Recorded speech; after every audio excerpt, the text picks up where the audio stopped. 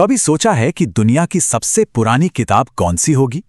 एक ऐसा सवाल जो हमें सीधा समय की शुरुआत में ले जाता है, उस दौर में जब इंसानियत ने पहली बार अपने मन की बातें, अपनी प्रार्थनाएं कहनी शुरू की थीं।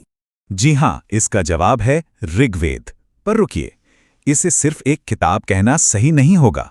ये तो असल में इंसान के ज्ञान का सबसे पुराना खजाना है, एक ऐसी धरोहर जो हजारों सालों से पीढ़ी दर पीढ़ी हम तक पहुंची है। तो आज के सफर में हम सब मिलके ऋग्वेद की इसी दुनिया में गोता लगाएंगे।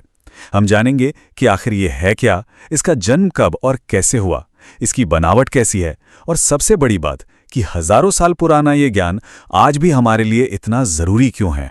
तो चलिए शुरुआत करते हैं सबसे बुनियादी सवाल से। आखिर ऋग्वेद है क्या? देखिए, इसे सिर्फ पन्नों पर लिखी एक किताब समझ लेना इसकी विशालता के साथ सच कहूं तो नाइंसाफी होगी। ये असल में ज्ञान का, इंसान की समझ का वो सबसे पुराना खजाना है जो आज हमारे पास मौजूद है। इसे समझने के लिए श्रुति शब्द को जानना बहुत जरूरी है। श्रुति का मतलब है जो सुना गया। कमाल की बात है ना, वेदों को लिखा नहीं गया था, बल्कि प्राचीन ऋषियों ने गहरे ध्यान में इस ज्ञान को सुना था, और फिर ये ज्ञान गुरु से शिष्य तक सुनकर, याद करके सदियों तक बिना बदले आगे बढ़ता रहा। ये एक जुबानी परंपरा थी। तो अब चलिए एक टाइम मशीन में बैठते हैं और थोड़ा पीछे चलते हैं, उस दौर में जहां ऋग्वेद का जन्म हुआ, और उन महान ऋषियों को जानते हैं जिनकी वजह से ये ज्ञान हम तक पहुंच पाया। अगर हम इसकी जड़ों को देखें तो पता चलता है कि ये 2000 ईसा पूर्व से भी पुरानी है।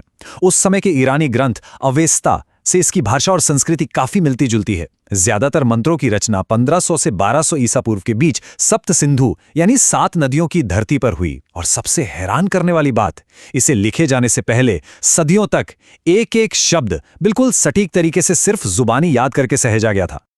अब ये बात बहुत ही दिलचस्प है कि इन मंत्रों को देखने वाले या रचने वाले सिर्फ पुरुष ही नहीं थे। जी हां, गृत्समद और विश्वामित्र जैसे महान पुरुष ऋषियों के साथ साथ लोपामुद्रा, घोषा और शची जैसी ज्ञानी महिला ऋषियों ने भी इस ज्ञान को दुनिया के सामने रखा। ये उस समाज की कितनी खूबसूरत तस्वीर दिखाता है ना? अच्छा, इतना विशाल ज्ञान। तो सवाल उठता है कि इसे ऑर्गेनाइज कैसे किया गया है। चलिए अब इसकी बनावट और इसमें मौजूद मुख्य देवताओं को समझते हैं। देखिए, ऋग्वेद को 10 मंडलों में बांटा गया है। आप इन्हें किताबें समझ सकते हैं। इन मंडलों में है कुल 1028 सूक्त यानी भजन, और इन सूक्तों के अंदर हैं करीब 10,552 ऋचाएं मतलब मंत्र या छंद। कितना व्यवस्थित तरीका है ना, ताकि इतने बड़े ज्ञान को आसानी से समझा और सहेजा जा सके। और एक और मजेदार बात, हर मंडल में मंत्रों की संख्या एक जैसी नहीं है। माना जाता है कि मंडल 2 से 7 सबसे पुराने हैं और पहला और 10वां मंडल बाद में जोड़े गए। ये फर्क अपने आप में एक कहानी कहता है कि कैसे ऋग्वेद का विकास एक लंबे समय में धीरे धीरे हुआ। ऋग्वेद में वैसे तो करीब 33 देवताओं का जिक्र है, लेकिन 3 सबसे प्रमुख हैं। सबसे पहले हैं इंद्र, जिन्हें युद्ध और बारिश का देवता माना जाता है। उन्हें सबसे ज्यादा 250 सूक्त समर्पित हैं। फिर आते हैं अग्नि, जो यज्ञ की ज्वाला हैं और देवताओं तक हमारा संदेश पहुंचाते हैं। और फिर हैं सोम, एक रहस्यमयी पौधा और पेय के देवता, जिनके लिए तो पूरा का पूरा 9वां मंडल ही समर्पित है। लेकिन रुकिए, ऋग्वेद सिर्फ देवताओं की प्रार्थनाओं का संग्रह नहीं है। ये इससे कहीं ज्यादा गहरा है। ये ब्रह्मांड के उन सवालों से टकराता है जो आज भी हमें सोचने पर मजबूर कर देते हैं। चलिए ऐसे ही कुछ मशहूर दार्शनिक सूक्तों को देखते हैं। सबसे पहले बात करते हैं पुरुष सूक्त की। ये 10वें मंडल में है। ये एक ऐसे विराट ब्रह्मांडीय पुरुष की कल्पना करता है जिसके अलग अलग अंगों से ही ये पूरी कायनात बनी है। सूरज, चांद, जानवर, इंसान, सब कुछ। ये दिखाता है कि सब कुछ एक ही चेतना से जुड़ा हुआ है, एक ही स्रोत से निकला है। और अब बात करते हैं नासदीय सूक्त की।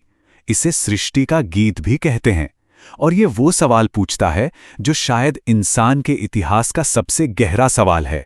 जब कुछ भी नहीं था, तब क्या था? इस दुनिया के बनने से भी पहले क्या था? इसकी शुरुआत ही देखिए। तब ना असत था ना सत था, मतलब ना तो कुछ था और ना ही ऐसा था कि कुछ नहीं था। ये दिमाग को झकझोर देने वाली बात है। और जानते हैं इसकी सबसे खूबसूरत बात क्या है? ये सूक्त कोई पक्का जवाब नहीं देता। ये हमें सिखाता है कि कभी-कभी जवाब ढूंढने से ज्यादा जरूरी होता है सही सवाल पूछना और उस रहस्य का सम्मान करना। तो अब हम आते हैं सबसे बड़े सवाल पे। ठीक है, ये सब हजारों साल पुरानी बातें हैं, पर आज की दुनिया में ऋग्वेद का क्या महत्व है? ये हमारे लिए रेलेवेंट क्यों है? चलिए कुछ फटाफट और मजेदार बातें जानते हैं। ऋग्वेद में 25 नदियों का जिक्र है, पर गंगा का सिर्फ एक बार। सबसे पवित्र नदी सरस्वती को बताया गया है। इसमें अमाजू शब्द उन महिलाओं के लिए हैं जो जिंदगी भर शादी नहीं करती थीं।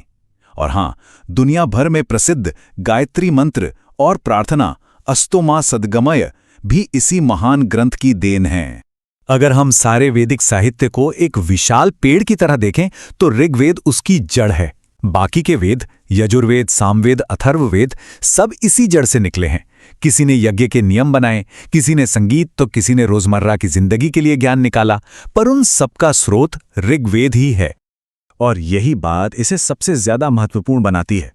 ऋग्वेद सनातन धर्म और भारतीय दर्शन की गंगोत्री है, वो मूल स्रोत जहां से सब कुछ शुरू हुआ। उपनिषद, गीता, बाद में जितने भी महान विचार आए, उन सब के बीज हमें इसी प्राचीन ग्रंथ में मिलते हैं। तो आखिर में हम इस नतीजे पर पहुंचते हैं कि ऋग्वेद सिर्फ म्यूजियम में रखने वाली कोई पुरानी किताब नहीं है। नहीं, ये ज्ञान की एक जीती जागती, सांस लेती हुई परंपरा है, एक ऐसी विरासत जो कभी खत्म नहीं हो सकती।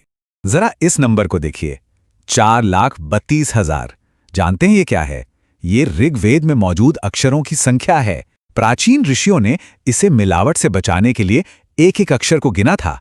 जरा सोचिए, उस मौखिक परंपरा को शुद्ध रखने के लिए कितना समर्पण और कितनी सटीकता चाहिए होगी।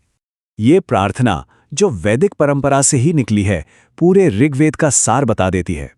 असत्य से सत्य की ओर जाने का सफर, अंधेरे से उजाले की ओर और नश्वरता से अमरता की ओर। ये एक ऐसी प्रार्थना है जो हजारों साल पहले जितनी सच्ची थी, आज भी उतनी ही सच्ची है। तो ये सफर हम इसी एक सवाल पर खत्म करते हैं।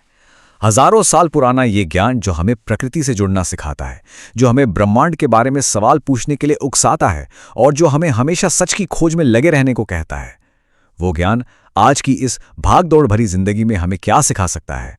इस पर सोचना, शायद यही ऋग्वेद की असली विरासत को समझना है। यदि आपको ये जानकारी पसंद आई हो तो ऐसे ही और रोचक वीडियो के लिए भारत की धरोहर को अवश्य सब्सक्राइब करें।